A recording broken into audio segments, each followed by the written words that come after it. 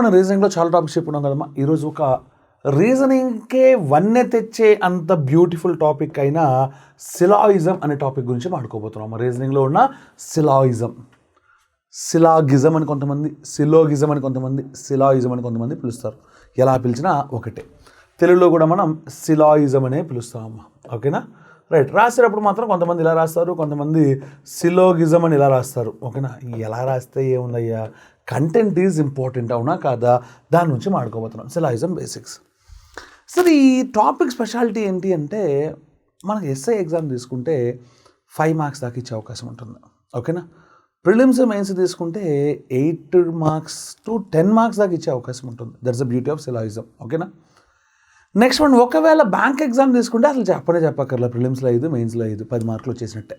ఓకేనా, so civils ఎగ్జామ్లో కూడా ఈ మధ్య 7-8 క్వశ్చన్ల పైన ఇస్తున్నాడు ఎవ్రీ టైం. అంత బ్యూటిఫుల్ టాపిక్ ఇది. అయితే ఇక్కడ థింగ్ ఏంటి అంటే, సిలాయిజం అనేది స్టేట్మెంట్స్ అండ్ కంక్లూజన్స్ లాంటిదే. స్టేట్మెంట్స్ అండ్ కంక్లూజన్సే. ఓకేనా, కాకపోతే కొంచెం జాగ్రత్తగా వినాలి, జాగ్రత్తగా అర్థం చేసుకోవాలి.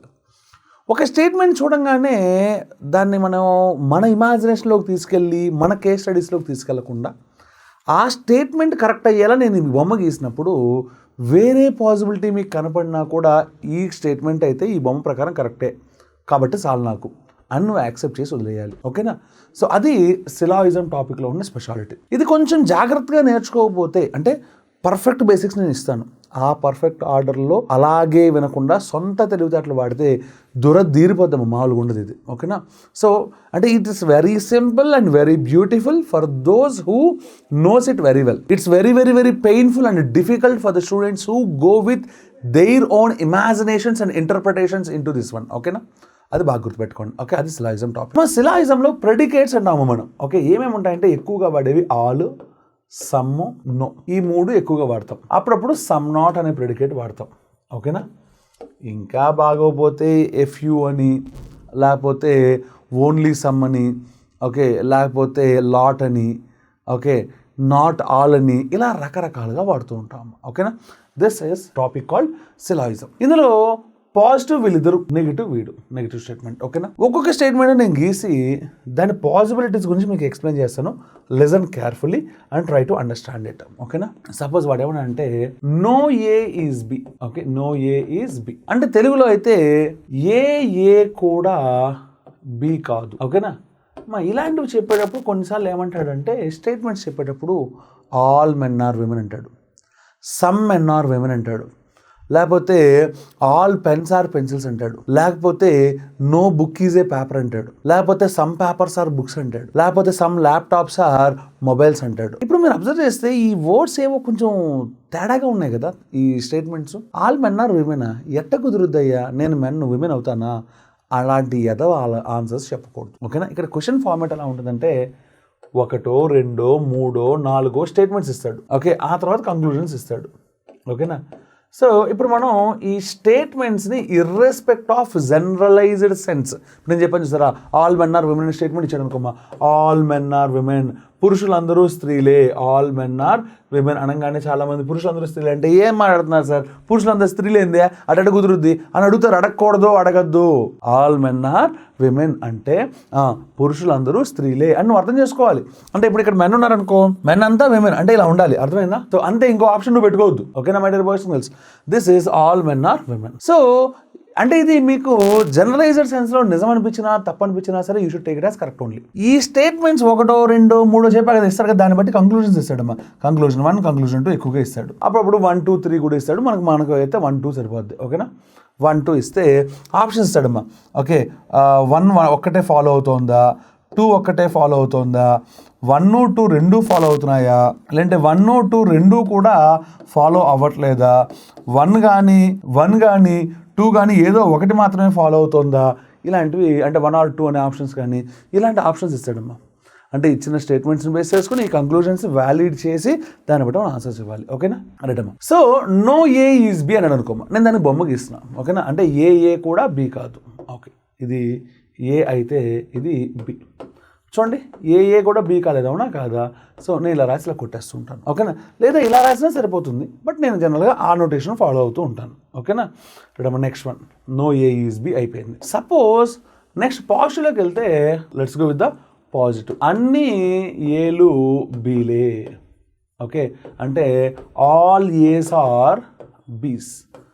ఓకే, అన్ని ఏలు బీలు అవుతాయి అన్నాడు అనుకోమ్మా. అప్పుడు మనం అబ్జర్వ్ చేస్తుంది ఏంటంటే ఫస్ట్ వన్ ఇది ఏ అయితే ఇది బి.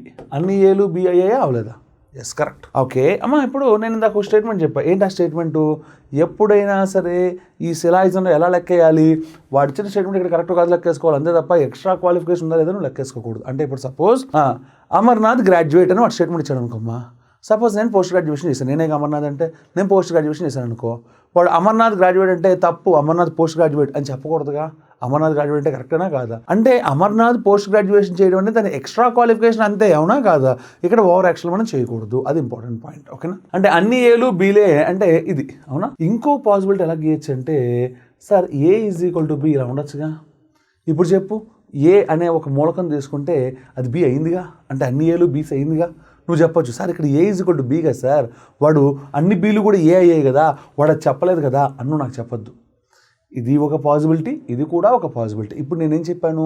పాసిబిలిటీ అంటే ఇలా అవ్వడానికి ఛాన్స్ ఉంది, ఇది అవ్వడానికి కూడా ఛాన్స్ ఉంది. అర్థమైందా my dear boys and girls? అంతేగాని వేరేవి తీసుకోకూడదు.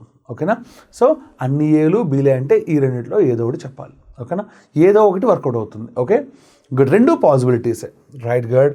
నెక్స్ట్ ఇంకా నాకు మిగిలింది ఒక beautiful statement, that is some A's are B's. Some అమ్మ నెక్స్ట్ మనకు మిగిలింది. ఇప్పుడు అయితే కొన్ని. ఓకేనా? Some A's are B's. Okay, కొన్ని ఏలు బీలు అవుతాయి, కొన్ని ఏలు బీలు అని కానీ బీలు అవుతాయి అని కానీ ఇస్తాడు. కొన్ని ఏలు బీలు అవుతాయి అంటే సింపుల్గా కొన్ని ఏలు బీలు. ఓకే, వెంటనే మనం సరదాగా బొమ్మ గీసేద్దాం. ఓకే రైట్, చూడండి ఇది ఏ, అవునా? నెక్స్ట్ ఇది బి. కరెక్ట్గా చూడండి ఒకసారి. కొన్ని ఏలు బి అయ్యాయి. It's absolutely correct answer. Okay, next నాకు ఇంకో డౌట్ వచ్చింది, కరెక్ట్ కాదు మీరు చెప్పండి. ఓకేనా? ఓకే, ఇది ఏ అయితే ఇది బి, ఇది కరెక్టా కాదా? అమ్మ నేను మిమ్మల్ని కరెక్ట్ అని చెప్పట్లా, మిమ్మల్ని అడుగుతున్నా కరెక్టా కాదా అనేది చెప్పండి. చాలామంది కాదు సార్ ఇది all B sir A sir అంటారు. ఎవరు చెప్పారు నీకు? ఇది మొత్తం ఏ, అందులో ఒక ఇది కూడా ఏనేగా, ఇది మొత్తం దీంట్లో ఉందిగా, అంటే దాంట్లో ఒక మూలకం తీసుకున్నది బి అయిందిగా, అంటే కొన్ని ఏలు బీలు అయ్యాయా అవలేదా? Some A are B's, yes, satisfied. అంటే this is also a valid diagram for it. ఓకేనా? Next question. So next statement అంటే నెక్స్ట్ పాసిబిలిటీ గీస్తాను, అది కరెక్ట్ కాదో మనం చూసుకుందాం. నాకేం తెలిసి నేను ఏమన్నా బట్టి పట్టుకొచ్చానా? కాదు కదా, విజువలైజ్ చేసుకుందాం. ఇది బి, ఇది ఏ. ఇప్పుడు కరెక్ట్గా చెప్పండి. క్వశ్చన్ స్టేట్మెంట్ ఏంటి? సమ్ ఏస్ ఆర్ బీస్ అలియాస్ కొన్ని ఏలు బీలు, అవునా కాదా? ఇప్పుడు చెప్పండి కరెక్టా కాదా? కొంతమంది అంటారంటే కాదు సార్ కొన్ని ఏలు ఏంటి అన్ని ఏలు బీలు సార్. ఎవరు చెప్పారు? అన్ని ఏలు బీలు అయితే తప్ప నీకు ఎవరైనా చెప్పారా? వాడేం చెప్పాడు? కొన్ని ఏలు బీలు రాబాయ్ అన్నాడు. ఇదిగో తీసుకున్నాను, ఏలో ఒక మూలకం, వాడు బి అయ్యాడా అవలేదా? అంటే కొన్ని ఏలు బి అయిందా అవలేదా? అంటే కరెక్టేనా కాదా? కరెక్టే, నో మోర్ ఆర్గ్యుమెంట్స్. ఓకేనా? ఇక్కడ మనకి స్టేట్మెంట్స్లో మీరు గుర్తుపెట్టుకోవాల్సింది ఏంటంటే సమ్ ఏస్ ఆర్ బీస్ అని ఒక స్టేట్మెంట్ అయితే only some A's are B's అనేది రెండో statement. Only some A's are B's. ఓకేనా? తెలుగులో ఫస్ట్ అని చెప్తే కొన్ని ఏలు బీలు, కొన్ని ఏలు బీలు, అవునా?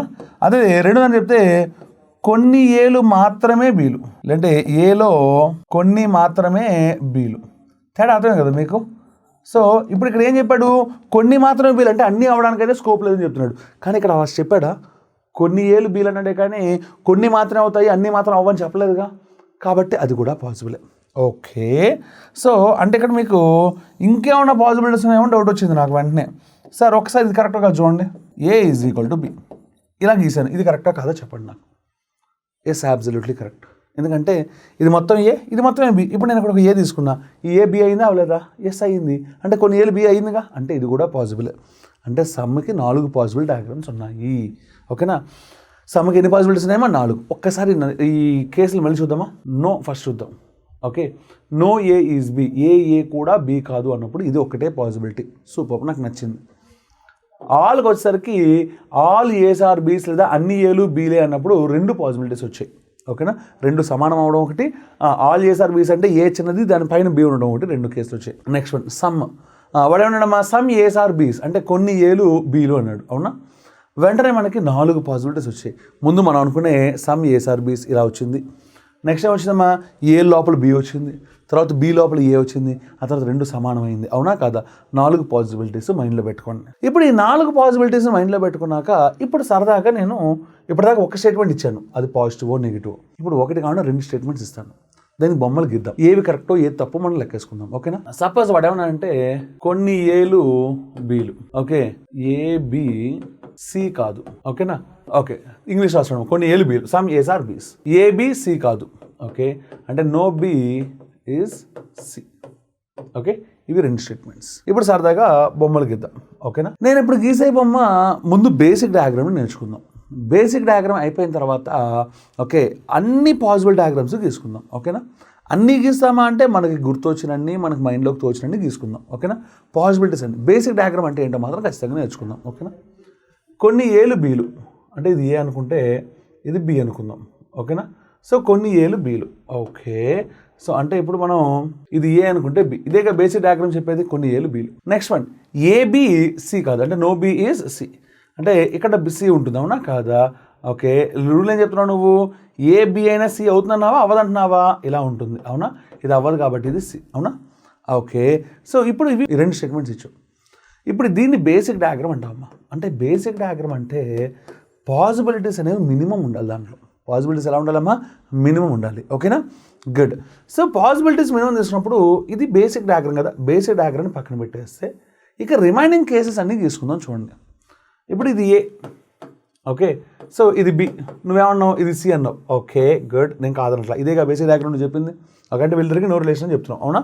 ఓకే, నెక్స్ట్ నేనేమంటారంటే ఇది ఏ, ఇది బి, ఇది సి అంట. నువ్వేమైనా ఒప్పుకుంటావో ఒప్పుకోవో చెప్పు. ఎందుకంటే నీ టార్గెట్ ఏంటి? బీకి సికి లింక్ ఉండకూడదు, ఏకి సికి లింక్ ఉండకూడదని నీకు ఎవరు చెప్పలేదుగా, అట్ ద సేమ్ టైం ఉండాలని కూడా చెప్పలేదుగా.